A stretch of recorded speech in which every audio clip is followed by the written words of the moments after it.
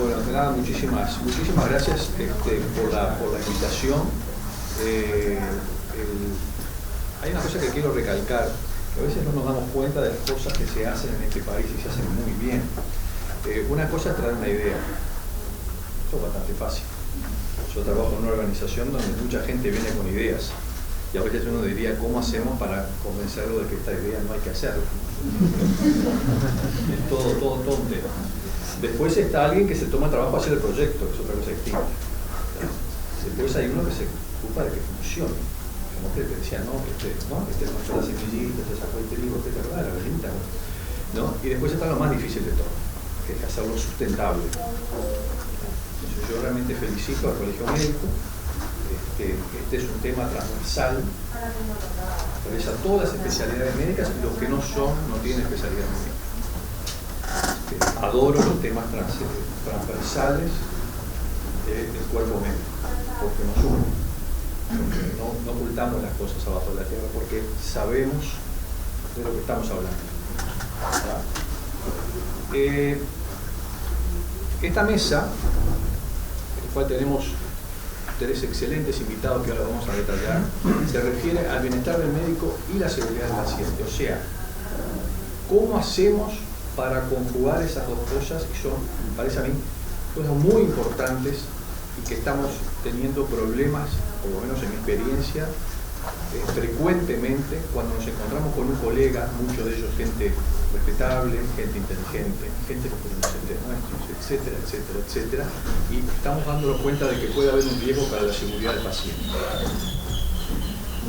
Los invitados son el Dr. Henry Albornoz, que es médico intensivista, como ustedes ven, médico especialista en enfermedades infecciosas, profesor adjunto de enfermedades infecciosas y docente en los cursos de seguridad del Fondo Nacional de Recursos, que para los que son extranjeros es el que se ocupa acá de proveer los medios para toda la medicina y la cirugía altamente especializada. El Dr. Klaus Fitterman, que es doctor en medicina, tiene un posgrado hecho en gestión de servicios de salud, posgrado de especialista en gestión de recursos humanos. El doctor Mario Godino, que es médico intensivista, coordinador del CTI del Hospital Maciá, nada menos, coordinador de trasplantes del Instituto Nacional de Trasplantes e integrante del Departamento de Calidad y Seguridad del Ministerio de Salud Pública. Y yo, para los que no me conocen, yo soy médico anestesiólogo, soy médico intensivista también, me pasa que hace muchos años que no hago medicina intensiva. Y como dijo el doctor Lapueto, fui presidente de la Federación Mundial de Sociedades de Anestesiólogos y permanezco todavía hasta septiembre, que es el próximo Congreso Mundial de Anestesia en Praga, como miembro del board. ¿Cómo vamos a hacer esto? La dinámica de la actividad es muy sencilla. No hay más diapositivos, así que disfruten porque es el último. No hay diapositivos. La única manera es sacarle jugo a estos tres excelentes invitados que tenemos. Vamos a manejarnos con preguntas y respuestas. Algunas las manejamos nosotros ya previamente, obviamente, pero agradezco, por favor, a gente que sabe mucho del tema, y si no están muy interesados en el tema, porque es la única manera de estar todo el día acá escuchando estas cosas tan interesantes, ¿tá? Y me hacen llegar a mí por escrito, o si no, bueno, levantan la mano. Voy a tratar como coordinador de dividir esto como en dos secciones. La sección un poco de hablar sobre el tema y contestar algunas preguntas que a mí me parecen básicas, ¿tá? Y después de ver cómo se encara la situación puntualmente ante el colega enfermo, desde el punto de vista personal y a veces desde el punto de vista de la misma institución. De manera de que espero que no hayan quedado dudas, más o menos lo que tratamos de hacer. No estamos de acuerdo de que la falta, digamos, de bienestar profesional o el médico enfermo, que puede no ser lo mismo, influye en la seguridad del paciente. Eso me parece que estamos todos bastante claros. Ahora, el tema es, le preguntaría a los colegas, las distintas enfermedades o alteraciones que pueden ir desde una persona que está adicta, una persona que tiene un problema de alcoholismo, o una persona que tiene realmente conductas disruptivas, o que está agotado, ¿son todas iguales en cuanto a la repercusión que tienen sobre la seguridad del paciente? Bueno, primero agradecer la invitación y felicitar a Juan, que hemos sido testigos de los esfuerzos que ha hecho también por intentar esta realidad. Yo lo primero que quería decir, en base a la introducción que hizo Gonzalo y ya contestando la pregunta, son temas indudablemente relacionados. El fenómeno, cultural de la seguridad del paciente cuando uno lo conversa con los distintos colectivos que hacen a la asistencia es muy interesante.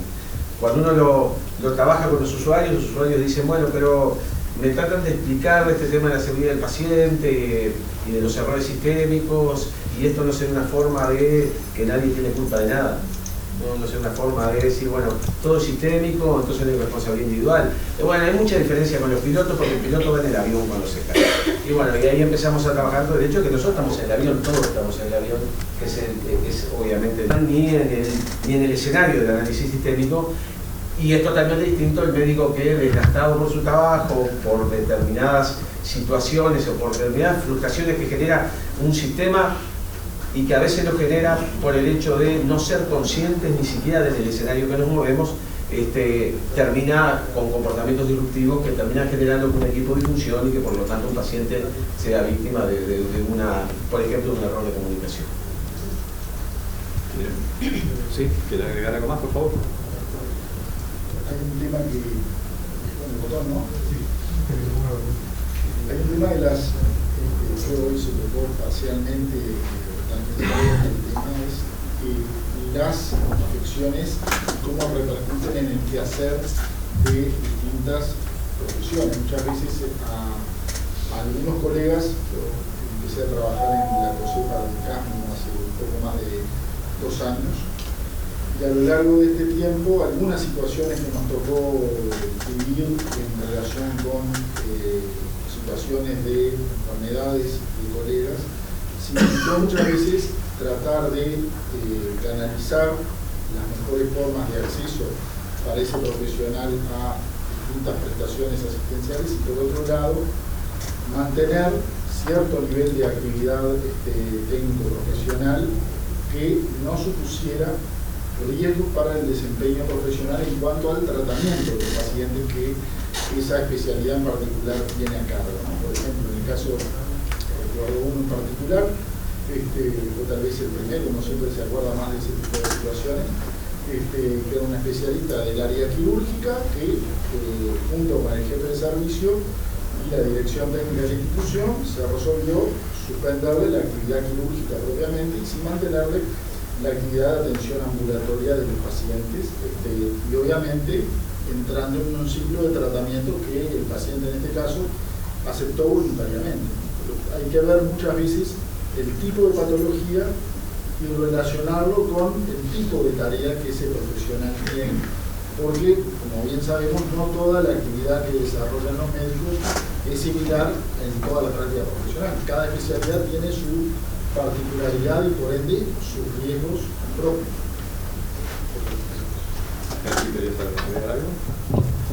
Sí, un par de cositas. Digo, en primer lugar agradecer por la invitación, me parece, y felicitar al Colegio Médico, me uno al saludo de Gonzalo.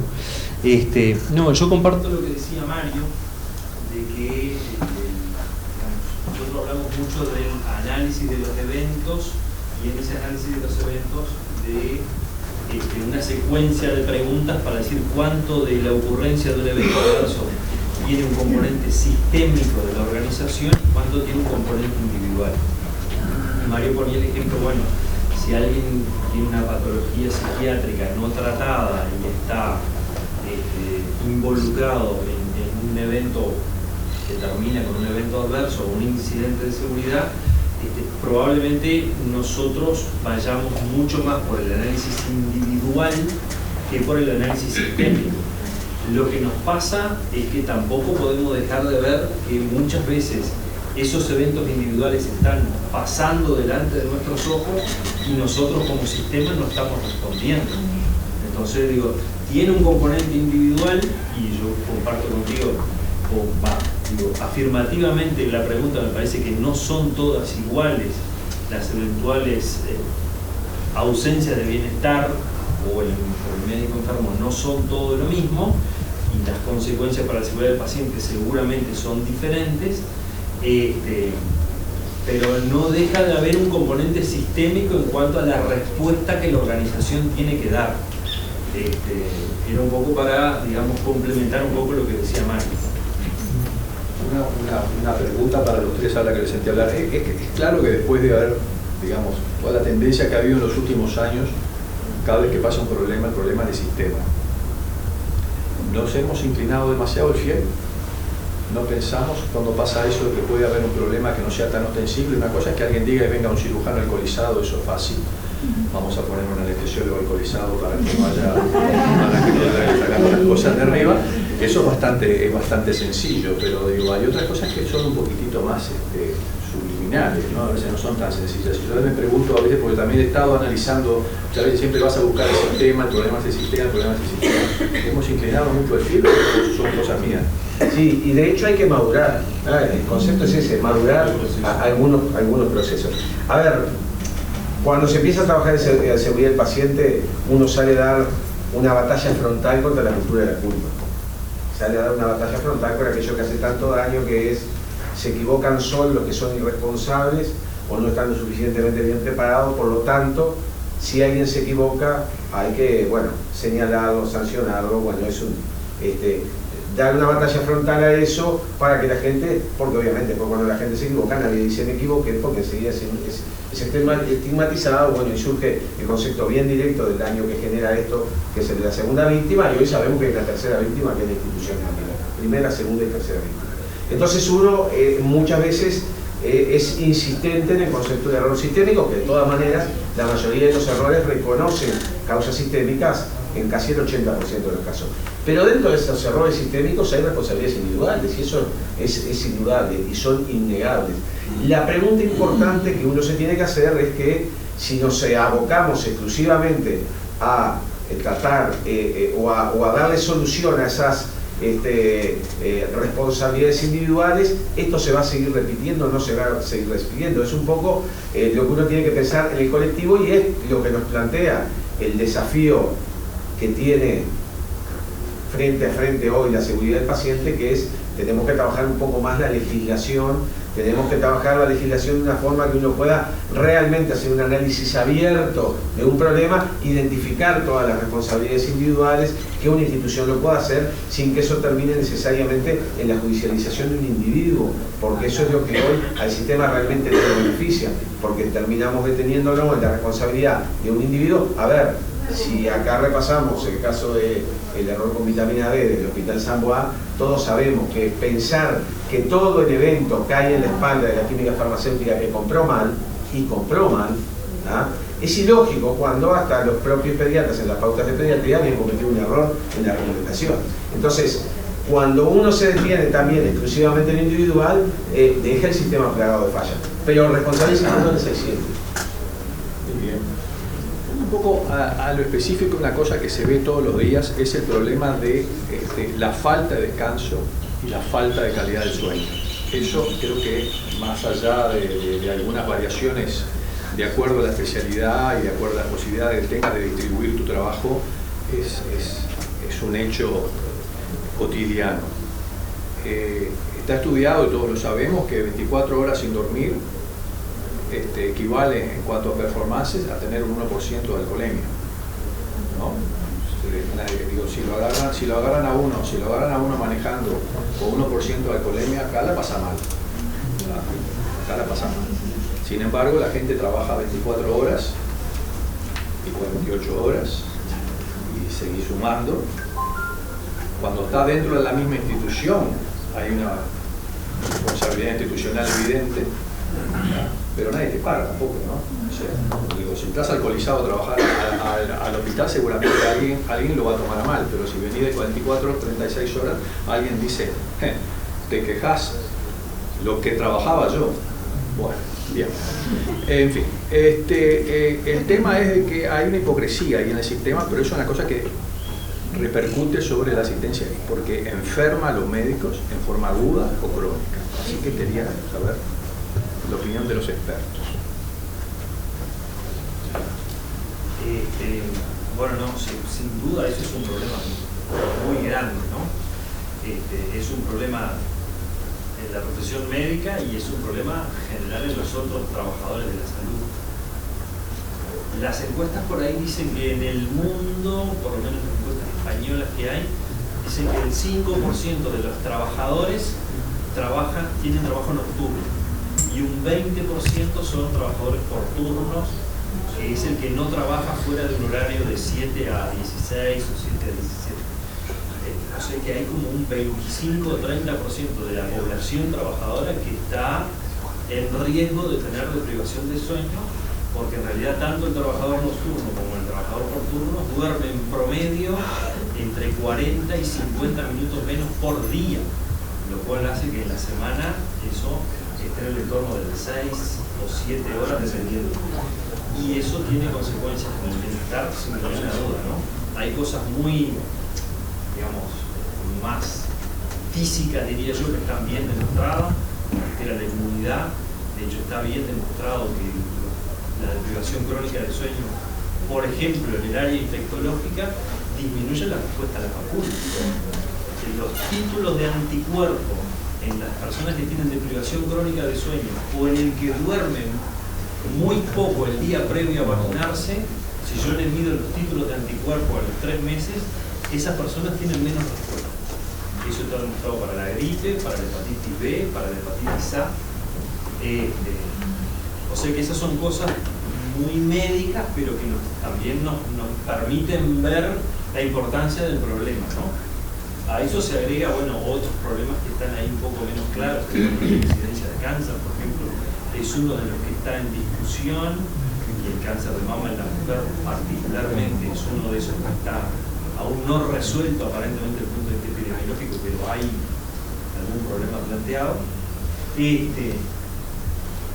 bueno, y en nuestro trabajo, sin duda que eso nos genera un montón de trastornos que después afectan a la seguridad del paciente. En lo agudo vos lo decías, pero en lo crónico eso genera irritabilidad, genera trastornos de la esfera psiquiátrica, favorece el burnout, favorece los conflictos en los equipos de trabajo y termina generando un combo que afecta a la seguridad del paciente. Lo que pasa es que un poco lo que vos decías ahora, Gonzalo, es lo que nos planteaba en un momento el profesor Malberti, que es un experto francés, médico, que se dedica a la seguridad del paciente, que es que los sistemas de salud en general funcionan como sistemas estirados, o sea, funcionan al máximo de su funcionamiento y con los recursos más ajustados posibles. Y dentro de ese funcionar ajustado, nosotros tenemos lo que sería el funcionamiento normal, que es cuando todo está dentro de lo legal y de lo que todos estamos de acuerdo que tiene que ser, pero el sistema nunca funciona ahí. El sistema funciona en un anormal tolerado. El anormal tolerado es lo que vos decías. Es, en general, yo sé que personal de salud no debe trabajar, por ejemplo, 2 guardias médicas, una encadenada con la otra, y en medicina intensiva, yo vengo de medicina intensiva, 48 horas de guardia en el Uruguay ha sido una cosa establecida por muchísimos años. Todos sabemos que eso está mal, pero a nadie se le pide ¿no? que certifique que el día anterior cuando entra la guardia no estuvo de guardia. ¿Por qué? Porque el mismo, digamos, primero porque tiene beneficios para el médico en cuanto a su volumen de horas de trabajo, y después porque también el sistema necesita cubrir las horas de guardia. Sí. Y ni que hablar cuando los problemas son de horas de guardia de fin de semana, ¿no? Entonces, todos aceptamos que el sistema debería funcionar de una manera, pero en realidad el sistema funciona en otro. Vale para el personal de enfermería también. Todos sabemos que alguien que hizo 2 turnos de enfermería y trabajó 12 horas, no debería hacer un tercer turno. Pero si esa persona llega al final de su turno y en el próximo turno hay 3 personas que avisan que no vienen, lo más habitual es que se le ofrezca a alguien quedarse. Y esa persona se queda trabajando 18 horas. Entonces, esa es parte del problema, ¿no? Que nosotros no lo tenemos bien establecido. Y bueno, entonces yo creo que esas cosas tienen un componente de lo que estábamos viendo, pero tiene un componente sistémico, que es esto, que no lo tenemos resuelto. agregar una cosa nomás. Hace una semana cuando estaba buscando algún material para leer sobre lo que estamos conversando un poco por correo, con Mario, con Henry, con Rosa, encontré una declaración sobre el bienestar de los médicos hecha en Rusia hace casi 4 años, una conferencia de la Asociación Médica Mundial. Es una declaración sobre el bienestar de los médicos que toca un montón de puntos, entre los cuales uno dice, ¿por qué si estas cosas son consenso hace tanto tiempo, nos cuesta tanto implementar medidas para trabajar en esa dirección? O sea, es una cosa que uno se cuestiona hasta qué punto jugamos con esto, lo que incluso hay que aludir a Henry un poco recién con lo de las guardias, las 2 guardias seguidas de 24 horas.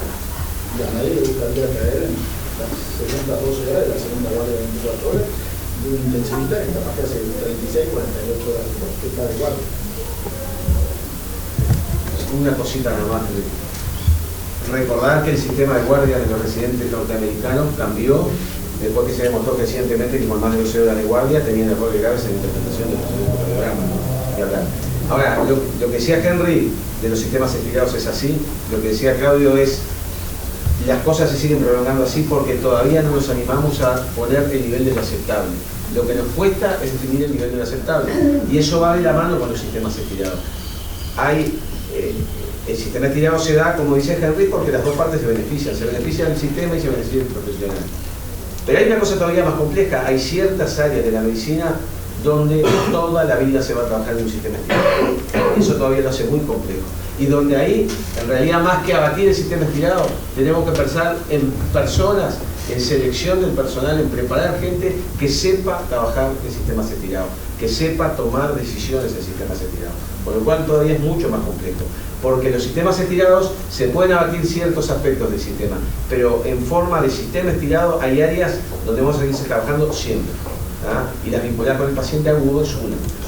Entonces necesitamos gente que, de hecho hoy la gente más valiosa para los sistemas de alta fiabilidad son los que saben romper reglas. Y miren qué cosa de loco que uno dice en seguridad del paciente, si hay algo que hay que enseñarle a la gente, lo que es una violación de una norma, porque después que violas una norma, ahí está toda la responsabilidad individual. Sin embargo, por otro lado, les tengo que decir que la gente más valiosa es la que sabe romper una norma.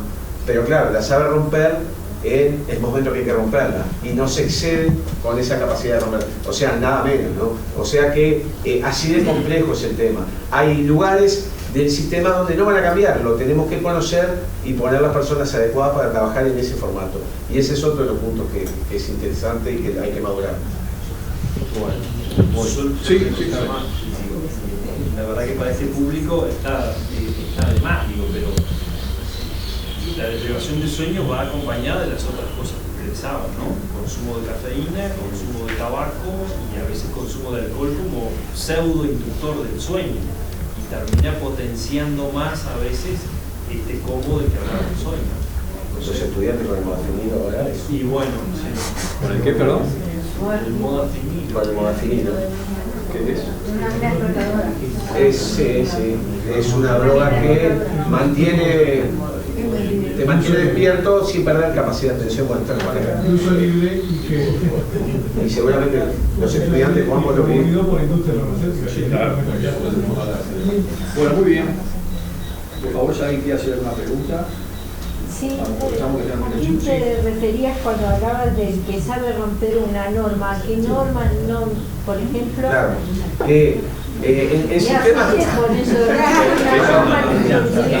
que siempre van a estar estirados. A ver, yo te pongo un ejemplo. Voy a poner un ejemplo hasta tonto quizás, pero por ejemplo, cuando vos tenés como norma decir en esta puerta de emergencia, que es un ejemplo de sistema siempre estirado, vos podés definir cómo querés trabajar en la emergencia. Decís, quiero trabajar con compañeros que vengan todos de buen humor, 12 horas, 6 horas el enfermero, tener un enfermero cada 2 pacientes y tener 5 consultas por hora en la puerta.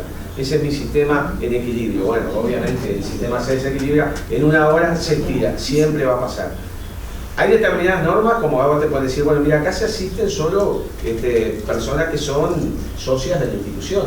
De hecho, esto, por más que sea tonto, no lo invento, ¿no? Hay casos legales muy conocidos en Uruguay que generalmente... Y yo lo puedo cumplir a rajatabla eso. Y cuando a mí me llevan un paciente, que bueno, yo puedo dudar si está muy grave o no, puedo decir, mira, no es socio, no lo puedo asistir acá. No, estoy cumpliendo con la norma, estoy cumpliendo con lo que me dijeron. Bueno, tuviste ahí una persona que en un sistema estirado no supo romper una norma que le va a traer un problema enorme a la organización. Lo que yo quise decir es que las organizaciones de alta fiabilidad hoy valoran mucho saber identificar personas respetuosas de la norma, pero que cuando están en condiciones estiradas las saben romper. Y la rompen bien, ¿no? Le iba a contestar en parte también a la doctora, muy interesante. Uno de los orígenes de esto fueron las Fuerzas Armadas en todo el país, en todo el mundo, que es la estructura jerárquica piramidal, más jerárquica y más piramidal que se conoce, porque en el medio de un combate nadie se va a empezar a hacer un expediente, ¿no? Estamos de acuerdo. Descubrieron, y eso se pasó después a la aviación y se pasó también a la anestesia, a la medicina, de toda ella, de que cuando le daban potestad a los mandos medios de cambiar en el momento los criterios y violar las normas, porque las normas son muy importantes, pero no cubren nunca todos los aspectos. E inclusive hay normas que después te das cuenta que se pueden hacer las cosas de otra manera, pero necesitas un marco de referencia. Pero fue a punto de partida del ejército. Yo digo, tiene su valor, porque digo que un general y un coronel diga, bueno, si a un capitán o a un sargento se le ocurre que esto va a andar mejor así, y como dice en las instituciones de alta fiabilidad. ¿Alguien tiene una pregunta por ahí? ¿Puede ser? No, yo sí, quería simplemente hacer dos comentarios, doctora Viera de CACEMED. Un poco a lo que decía el doctor, tú no sé bien tu nombre, al doctor Alonso, en cuanto al cansancio y a la falta de sueño. Bueno, ya sabemos lo que es la actividad nuestra, ¿no? Quien no ha hecho 48 horas de guardia de corrido acá no es médico, ¿no? Y más. Pero, y creo que tiene que ver con lo que tú decís, con la inmunidad y eso. No era el tema de estas reuniones, porque no, estamos enfocados en salud mental, pero en CACEMED hemos tenido, la doctora Menéndez maneja los datos con mejor presión, hemos tenido un aumento, por ejemplo, notorio, pero notorio, ¿sí? Que también se reflejó incluso en el gasto, en los tumores malignos. Ha sido impresionante el aumento de los tumores malignos hoy en los últimos 3-4 años en CACEMED. Y yo creo que quizás una de las causas puede ser absoluto cansancio, falta de sueño y todo lo demás. Y respecto a lo que tú decías del sueño, recuerdo un caso que para mí me impresionó, porque al ser la única médica tengo un contacto muy directo y veo toda la evolución del colega, ¿no? Hasta que se cura, hasta que se jubila, hasta que se muere. Lo veo el primer día y el último día, ¿tá? Y recuerdo un caso que para mí fue muy impresionante, un colega exitoso, por supuesto trabajando, no sé, en 7 lados a la vez, especialidad quirúrgica. El colega terminó jubilado por su adicción a las drogas y al alcohol, pero el relato de él, digo, ¿cómo empezaste, flaco? ¿Cómo fue este tema? Y mira, era guardia tras guardia tras guardia tras guardia. Entonces era muy simple. Cuando yo necesitaba dormir, tenía que estar despierto, porque tenía que entrar a una próxima guardia. Pastillita para mantenerme despierto.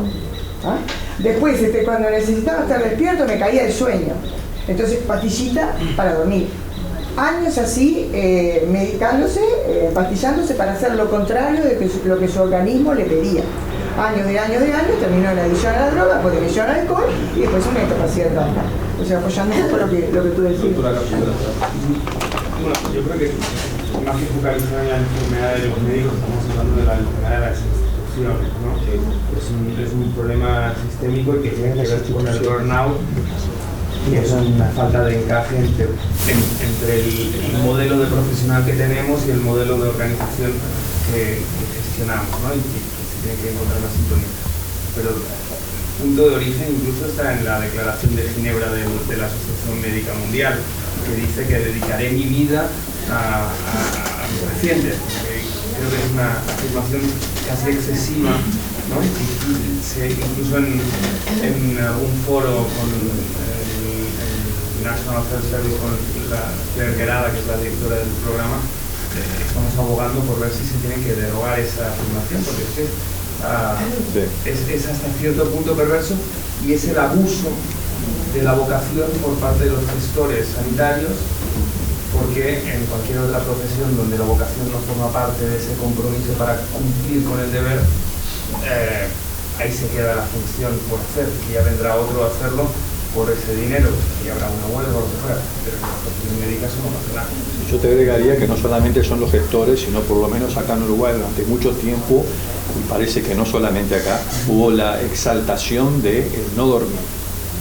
O sea, era una cosa muy bien vista porque eran los profesores que a mí, que me den de comer, yo me mantenía despierto toda la noche. Bueno, cuando fui director de servicio, lo primero que le dije a la gente joven, no hagan eso porque eso es un disparate, que yo lo hice, no vamos a aclararlo. Ahí el doctor había pedido la palabra. Quisiera comentar y preguntar respecto de las culturas en torno a situaciones críticas de médicos que llegan a trabajar en estado de ebriedad. Y lo comento porque nosotros tenemos una historia reciente de un pueblito al sur de Concepción, 140 kilómetros al sur, una comunidad de 28.000 habitantes, que es atendida por un médico que en Chile llamamos generales de zona. Un médico recién egresado que van a trabajar ahí un periodo de 3 a 6 años contra que después tienen una residencia pagada por el Estado. Y había un bar muy famoso en este pueblo al que iban los médicos con mucha frecuencia a jugar póker y beber whisky hasta alta hora de la madrugada. Entonces no era raro que llegaran con hálito alcohólico a trabajar. Y en la puerta se instalaba una doctora que no participaba de estos eventos porque estaba embarazada y les hacía una alcoholemia de horror, y entonces cuando lo encontrábamos pasado les daba licencia médica y los mandaba a la casa. Esto se comentó en el pueblo, fue una vergüenza para el colegio médico, pero nunca hubo una denuncia ni de la autoridad sanitaria del hospital ni de la autoridad sanitaria municipal. Nos enteramos de esto años después porque se notaba como una gracia, como un periodo del hospital divertido. Quería comentar cómo operan las culturas al respecto. Otro tema que quiero está perfecto, doctor. Esa es, digamos, en 4 minutos vamos a empezar a abordar ese tema. Porque ese es el tema, yo creo, para mí personalmente siempre fue todo un tema muy complejo. Como cuando trabajando con colegas o siendo director de servicio, siempre fue muy complejo. ¿Cómo haces para tratar eso? Luego quisiera comentar que ¿cuál es la postura de la autoridad? La autoridad siempre le conviene que los médicos trabajemos más y más y más, y mientras no tengan eventos muy graves, no reaccionan. Nosotros hicimos hace unos 20 años atrás un estudio sobre contenido de flúor en la orina de los anestesistas y de las parejas de los anestesistas. Y encontramos las cantidades salvajes, 14 veces más alta el flúor en la orina del anestesiólogo que trabaja en quirófanos de anestesia general, 6 veces más alta los que trabajan en maternidades, que se usa principalmente en el regional, y las cónyuges de estos doctores tenían 2 o 3 veces la cantidad de flúor en la orina, lo que probablemente explica los abortos, los cánceres de los anestesiólogos y el personal de quirófano. Se entregó esta información a la autoridad sanitaria y fue simplemente archivada, no hay ningún interés. Así como desaparecieron las leyes de vacaciones extra de los radiólogos y otras tantas, de protección de los médicos que trabajan en preparación los farmacéuticos que trabajan en preparación de quimioterápicos, etc. Y por último, hay un tema de una cultura que tiene que ver con nosotros y también con la autoridad, y es que una ley en Chile permite que tú califiques tu trabajo como un trabajo pesado o muy pesado. Si tú calificas tu trabajo como pesado, lo que hace tu jefe de recursos humanos, y esto en el caso de los pocos médicos que lo han hecho en Chile, califica como trabajo pesado. El trabajo pesado significa que tú puedes adelantar por cada 5 años de trabajo en un año tu jubilación. Es decir, en vez de jubilarte a los 65, te puedes jubilar a los 60. Nosotros estamos promoviendo esto porque va a subir la ley de edad en Chile, se va a subir a 70 años. Bueno, si los médicos que empiezan a ser guardias jóvenes aplican este tema, van a jubilar igual que antes a los 65. Pero nadie tiene ningún interés en esto, ni siquiera los médicos. Los médicos creemos que somos eternos y los médicos no les interesa jubilar. Para poder sacar a los médicos viejos de los hospitales y decirles vaya a descansar a su justo descanso, tuvimos que promover con el Ministerio de Hacienda una ley que significa que se les entregaba el valor de los, corrígeme Carlos, $500,000 era más o menos, ¿cierto? $500,000 por médico, va a decirle, señor, usted que ya pasó los 65 años, o usted doctora que pasó los 60, aquí tiene $500,000, pero por favor jubile. Y esto lo aceptaron de los 1.000 médicos en 5 años.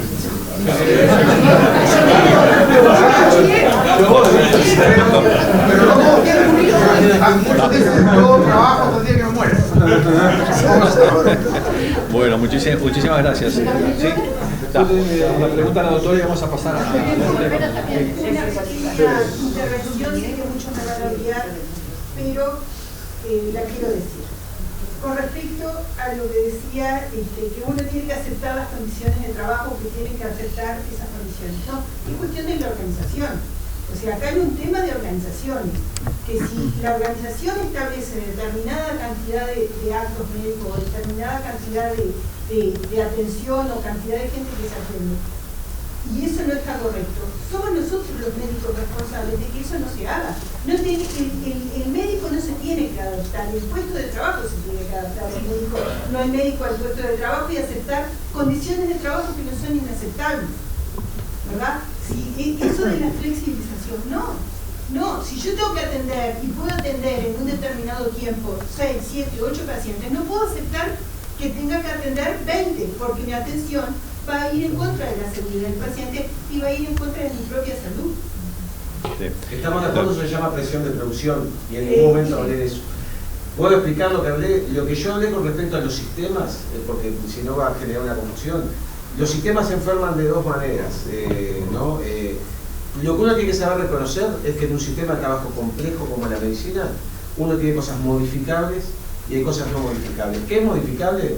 El sistema de trabajo, el reparto profesional de la carga de trabajo, eso es modificable. Los sistemas de reconocimiento son modificables. ¿Qué no es modificable? ¿Enfrentarse a una situación de estrés es modificable? No. Es como un aviador que dice, quiero ser aviador pero no quiero despegar. Entonces, en el sistema tenemos que reconocer las cosas que podemos modificar, pero tenemos que reconocer las que no estamos mirando hasta ahora.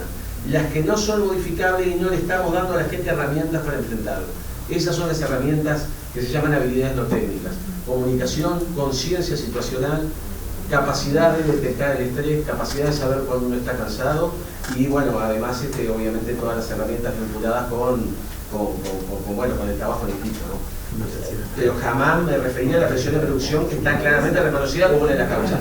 Cuando digo que hay cosas no modificables intrínsecas a la tarea de un médico. Enfrentarse a una situación de estrés es una y hay otras más. Ahí hay que dar herramientas. Claro, pero si a esa le agregamos todas las otras que vienen desde la organización o de los gestores, porque muchas veces los que gestionan las instituciones médicas no son médicos, o sea, no pueden valorar lo que es la tarea médica si no son médicos y se basan en números. Hay que ver tanta cantidad, no importa la calidad. Entonces creo que ahí hay que hacer. Ahí somos generadores de sistemas disruptivos, de lo que se llama la disrupción sistémica. Yo le iba a agregar a todo lo que tú dijiste que tiene que haber un marco legal. O sea, se invoca en un marco legal. Eso es clarísimo, se invoca en un marco legal. Hay unos estudios hechos donde no hay multiempleo, o sea, residentes de primer mundo, en el cual la incidencia de burnout es muchísimo más alta en el segundo año, además, ni siquiera es en el primero o en el tercero, en el segundo año, y en los directores de servicio y en los gestores de servicio, que también hay que estar ahí. Nunca fui director técnico de nada, claro, pero digo, a veces hay que estar ahí. He estado sentado alguna vez con alguno y alguna, porque el director técnico, porque cambiaron cuando estaba yo y decía, qué suerte que no estoy de ese lado de la mesa, ¿no? Digo, de manera de que, pero que el marco legal se cambió ahí al nivel, por ejemplo, de los residentes de anestesia en Estados Unidos, dado la incidencia que había de suicidios, por ejemplo, ¿no? Hay muchos conceptos que tenemos que aprender. Los médicos japoneses hoy son los más desmotivados del mundo y son los que están mejor estandarizados. Entonces, ¿hasta cuándo sacarle componente artesanal a la medicina? ¿Hasta cuándo sacarle ese componente que hace que yo sienta que si hoy yo estoy en la guardia, las cosas andan mejor que si me estoy? Porque cuando yo le saco a la persona esa impronta de el rol que desempeña, ahí uno ya empieza a perder la alegría por trabajar. Y cuando yo estandarizo todo, se pierde mucha motivación. Y eso son cosas que todavía no sabemos. Entonces, lo que todavía no sabemos, que prolonga muchas cosas, es el nivel de lo aceptable, ¿no? Bueno, yo tenía otras cosas para hablar, pero me parece que es importante pasar a lo que sería la segunda parte, que un poco el doctor, acá el colega chileno lo dijo, y es, vamos a la cocina, ¿no? Vamos a la cocina. Todos hemos tenido algún colega a nuestro nivel, por arriba o por abajo, con problemas, ¿tá? Con problemas que van desde conductas disruptivas, severas, que son síntomas a veces de alguna cosa, que tienen muchas veces un componente muy importante hacia enfermería y tienen muchas veces un componente importante de género, ¿no? Que es otro inmenso problema que no me vamos a tratar acá porque habría que hacer otra jornada con él. ¿Cómo manejas el tema sin chocar con un montón de tabúes y contra el malestar propio. Porque acá en el Uruguay, yo no estuve encargado porque la jefa, ella decía que no, pero era una licenciada de enfermería que era mi jefa. Y digo, los temas llegaban a la COSEPA. Y yo le decía, yo no sé si la COSEPA es el lugar para tratar algunos temas de estos, porque hemos recibido de todo, desde acoso sexual. Perdón, la Comisión de Seguridad del Paciente, discúlpame. Yo le decía el COSEPA porque a mí era el comité, pero la jefa me dijo que era la COSEPA, que era la comisión. Así que. ¿Viste el tema de género? Tenés razón, la voy a llamar a María Pérez. Y es COSEPA. Y es COSEPA. Entonces, venían allá recibíamos todo, ¿no? Recibíamos de conductas restrictivas, amenazas de agresiones, acosos sexuales o algo. Y ahí fue que en ese momento dijimos, bueno, esto puede terminar, por ejemplo, en un problema legal. Muy naturalmente, esto puede terminar en un sumario y nosotros no hacemos sumario. Pues decía, no, lo vamos a llamar para preguntarle. No, yo no le llamo a preguntarle nada, vamos a preguntarle y hablamos con el sanatorio y el sanatorio institucionalizó un mecanismo para manejar esos temas que ya de entrada en una reunión con el psicólogo, el abogado y con alguien de dirección técnica. Como dijo aquel, para que vayan haciendo boca, ¿no? ¿Está? Entonces digo, pero la gente va a la COSEPA. Entonces yo me pregunto, ¿cuál es el mecanismo? Si alguien viene y me dice hoy por hoy, me dice, ¿cómo hago yo para lidiar con una situación así de un colega mío con el cual hacemos guardia todos los jueves y tengo la altísima sospecha de que está adicto a fentanilo, ¿tá? O está alcoholizado o realmente está con una situación de estrés tan brutal porque se separó, porque no tiene un peso, porque la novia está embarazada, etcétera, todas esas cosas que sabemos, ¿viste? Eso es la pregunta realmente de cocina que me gustaría llevar. Una respuesta en lo personal. Lo primero, creo que en ese tipo de situaciones una primera disyuntiva a la que se enfrenta una institución prestadora es entre el manejo por la vía institucional de la COSEPA o por la vía del Departamento de Recursos Humanos, por llamarle de alguna manera. Vale decir que hago de esto una oportunidad para intentar tratar y rehabilitar al colega o al funcionario que está en esa situación, que es el camino que yo creo que hay que seguir, o la tentación de, bueno, en realidad, como es alguien a quien no le tengo mucho cariño, ya aprovecho y lo desvinculo de la institución. Cosa que seguramente haya pasado en algunas instituciones, no conozco alguna en la que yo trabajo, pero puedo ignorarlas. En lo que respecta al manejo inicial de la línea de pensamiento que yo planteé, que creo que hay que seguir, es recoger la inquietud del planteo y poner un conocimiento de las autoridades de la institución, porque creo que es algo que no se puede manejar sin conocimiento de las autoridades de lo que se va a hacer, ¿tá? Y en segundo plano, partir de la base de la aceptación del problema que tiene eventualmente el profesional o el funcionario. Si no hay un reconocimiento, es complicado el abordaje en el ambiente de la COSEPA como tal. O sea, si no hay un reconocimiento de que hay un problema de adicción o un problema de consumo de alcohol, lo que sea, para mí es muy difícil abordar y poder avanzar. Partiendo de que ese reconocimiento existe, canalizar desde el punto de vista terapéutico. Desde el surgimiento del programa de bienestar profesional en el colegio, ese es uno de los caminos de alternativa y eventualmente el afectado en este caso puede optar por acudir a su prestador, que puede ser la misma institución en la que trabaja o puede ser otra. ¿Ah? El tratarse en la institución donde trabaja puede tener sus ventajas y también sus desventajas. ¿Ah?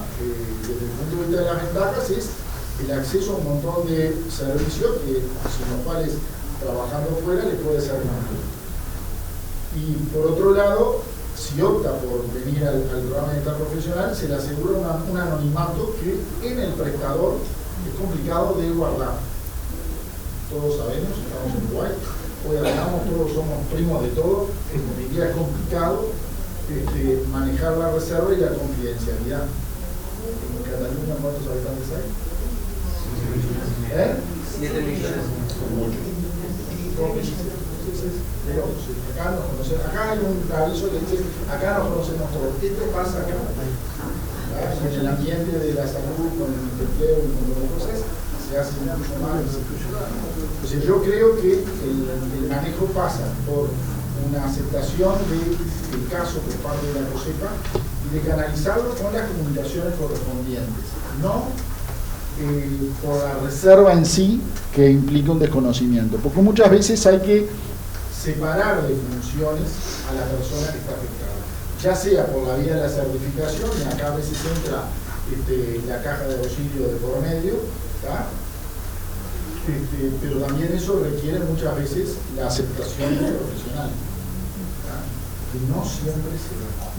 Es un factor complicado lograr, para mí, la aceptación del profesional de que requiere ayuda.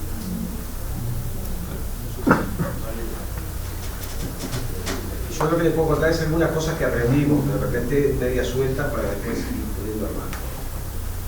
Los comportamientos disruptivos, las conductas disruptivas en la práctica diaria son muy susceptibles a la mirada del otro. Con una cultura de trabajo con gente, con mensajes claros desde las direcciones de que ciertas conductas no se aceptan y definiendo en cada lugar de trabajo el patrón de comportamiento esperado, se soluciona. Se empieza a complejizar cuando empieza a aparecer un porcentaje mucho más chico, que son las personalidades disruptivas, las que persisten en esto y las que ya, como dice Gonzalo, alguien los tiene que llamar. Y que las instituciones habitualmente se equivocan encaminándolo por la vía administrativa. Pedidos de informes de dos personas que se pelearon o que se tiraron con una bandeja por arriba del lo quirúrgico. ¿Y qué van a decir los informes? Y yo lo hice por esto, yo lo hago porque si no nadie trabaja. Entonces, la vía administrativa donde no tienen contacto básicamente personales con esa persona y se van acumulando así un montón de papeles y en eso persisten.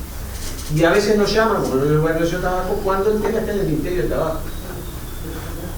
Un problema por el encapuchado de una aguja terminó en el Ministerio de Trabajo, en el lugar donde estoy, y claro, no habían hablado con las personas hasta ese momento, o sea que la institución necesariamente para trabajar el tema de los comportamientos tiene que tener primero diseñado un sistema institucional, como dice Gonzalo, totalmente. Es impensable diseñar una estrategia de abordaje de comportamiento disruptivo donde no participe en la dirección técnica, ni el COSEPA, ni la Comisión de Seguridad Laboral, todos juntos, pero la dirección técnica absolutamente implicada en ese circuito de gestión. Y segundo, tiene que ser una gestión escalonada, ¿no? Esas son las cosas que hemos aprendido, tiene que ser escalonada. Eso de dejar pasar, tolerar, hasta que en algún momento el disruptivo evidentemente se manda alguna que ya no es tolerable y lo pueden echar, lo pueden sacar. Es la fórmula de peor resultado para las dos partes. Cultura de tolerancia como mensaje a todos los demás, ¿no? Acá se toleran este tipo de comportamientos, y al disruptivo ningún acercamiento previo para ver si por detrás de eso no hay un problema, trastorno de personalidad, ¿verdad? Que tenga que terminar en un programa como lo que hemos hablado. Ese porcentaje que pueda andar en un 2 al 3% que tiene que terminar en un programa político. Sí. ¿Cate quería decir algo tú? No, está. No, está perfecto lo que dice él. Digo, habitualmente lo que se aconseja es hablar en campos y después tú. Que es bastante fácil, digo, es la primera vez, si no es muy seria, habla el jefe de servicio en la charla de café, que digamos, como que es escalonado, ¿no? Por aquello de que se critica en privado y se elogia en público, como decía uno. Y el compañero, o sea, lo que es muy difícil pedirle al compañero que se haga cargo de esa situación. No. Pero detrás de un comportamiento disruptivo hay gente que lo apoya en eso. Y hay gente que lo estimula. Tenemos que tratar de generar esa cultura de que, bueno, si yo veo maltratado a un compañero, yo voy y le digo, qué bien estuviste, pegaste un par de gritos, se encaminó todo. Hay mucho aspecto individual sí para aportar, pero obviamente uno no le puede pedir al compañero de trabajo que sea el responsable de denunciar, gestionar, hacerse cargo. Sí, la experiencia internacional, las conductas disruptivas con enfermería lo que llevan es al silencio de enfermería cuando ve otro problema y no te lo dicen. Eso se está estudiado, que es una de las tragedias que hay. ¿El doctor Campos? No, dos comentarios. Un primer comentario con los estudiantes de mañana cuando hablamos nosotros. De alguna manera estamos sentados aquí, un poco el culpable, el doctor Gonzalo Barrero fue un poco el que planteó la posibilidad de hacer este equipo de trabajo del bien programa. Y la otra cosa que creo que es interesante, que lo hablamos, ¿cómo se llamaba aquel Juan que vino a Estados Unidos? Que trabaja en un área bastante chica y cerrada. Y él nos decía, por el tema de la confidencialidad, que en general, dice, en los medios chicos, tenés a su vez favores y contras. Tenés que todos nos conocemos, pero todos sabemos que son los que se drogan y todos sabemos que son los que se emborrachan. Cuando los que se drogan y se emborrachan se empiezan a tratar, lo empezás a ver al revés, como bien, que está haciendo algo bien. Todos lo conocemos, entonces es medio dual el hecho de que capaz que la persona que piensa que nadie sabe que él se droga o se emborracha o trabaja borracho o drogado, capaz que él piensa que la gente no sabe. Sin embargo, todo el mundo sabe, porque todos hemos tenido en el transcurso de nuestra vida, sabíamos quién era quién. Entonces digo, eso también a veces es a favor y en contra. Por eso me parece que hay un poco de discutir cuando viene algún compañero y dice, mirá que todo el mundo sabe lo que piensa que vos, nadie sabe tu manera de comportarte, tu manera de hacer las cosas. Quería señalar eso que estuvo muy justo hablando como te van los primos. Mañana en el curso de elecciones, justamente uno de los temas que vamos a tratar es cómo hacer para encaminar a un colega, cómo detectar y cómo encaminar a un colega hacia la instancia de tratamiento, ya sea por el miembro o por instancia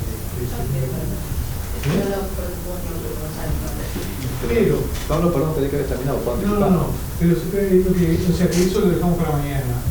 Lo que me parece que estuvimos trabajando con Klaus a partir de la resolución de un caso muy exitoso a partir de la COSEPA, en una institución, estuvimos trabajando en un diagrama de flujo de cómo la COSEPA podría ser el área ideal para captar estas situaciones y procesarlas, o bien dentro de la institución, si el colega acepta el procesamiento dentro de la institución, con los servicios disponibles, o si el colega prefiere que sea su caso abordado por el mismo. Y tenemos el caso exitoso de este colega que fue trabajado dentro de la institución y tenemos otro caso muy exitoso también en el cual fue procesado a través del miembro.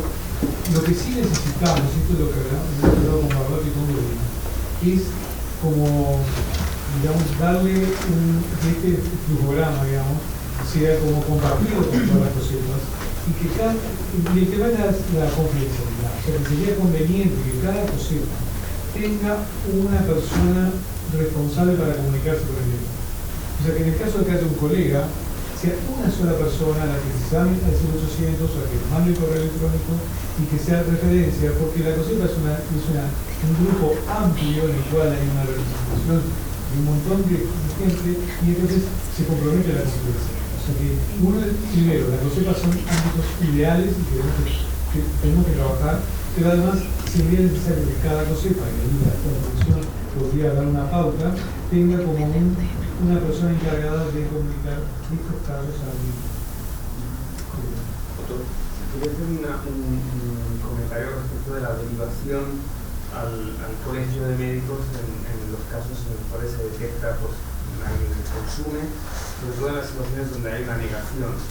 Si se considera necesario derivar al colegio profesional porque se considera que hay un riesgo, tiene que haber una coherencia en la actitud dentro de la propia organización con respecto a esta derivación. Porque si no, si hay una discrepancia entre la carga laboral que finalmente ese médico sigue manteniendo y la derivación, el profesional va a decir, parece que usted está connivente con mi jefe, en realidad me tiene manía y me quiere hacer la vida imposible porque a mí me han programado mañana, tengo 3 cirugías programadas. Si yo estoy tan mal, ¿por qué mi jefe me pone cirugía? Y tengo 40 pacientes para ver en la consulta después del quirófano. Tiene que haber una alineación entre la actitud dentro de la organización y la decisión de derivar al colegio profesional. Porque cuando esta no está, el colegio casi se tiene que abstener, porque si no parece que está tomando parte por la dirección o los cargos jerárquicos y no le cree más a una parte que a la otra. En cambio, cuando la organización ha tomado conciencia del riesgo que supone ser profesional y lo aparta del ejercicio, no le programa quirófano, no lo pone en la consulta, lo tiene haciendo tareas administrativas, pues lo manda a su casa y dice, no vengas hasta que me hayas ido al colegio de médicos. Es una situación que a nosotros nos legitima porque es evidente que la primera acción que ha tomado la institución es proteger a los pacientes. Lo otro es autorregular, pero lo primero es proteger a los pacientes. Entonces, esa situación clarifica y permite una acción mucho más decidida por parte de la Junta Directiva para instar a entrar en tratamiento. En cambio, de la otra manera, uno dice, claro, es verdad, es que no está tan mal si le siguen programando ¿Ustedes tienen marco legal? ¿Tienen para ello? ¿Tienen un marco legal para eso? Sí, tenemos un marco legal, pero sobre todo la coherencia. La coherencia, cuando ese médico va a una instancia judicial, que en alguna ocasión hemos tenido aquí, y dice, oiga, es que el Colegio de Médicos ha tomado una decisión en base a una información que le transmiten un cargo jerárquico, pero a mí mi cargo jerárquico me ha programado, tan mal estoy, o si estuviera tan mal, tendría que haberme apartado. Un médico entró en el despacho y me dice, hombre, si esta es la acusación, me hubiese gustado además recibirla con una carta de despido, es lo coherente que tendría que haber hecho. O sea, esperaba otra actitud por parte de la organización para que haya una acción de un organismo regulador. Por lo tanto, simplemente la actitud de proteger a los pacientes ya es suficiente como para que me admita. Enseguida te doy a ti.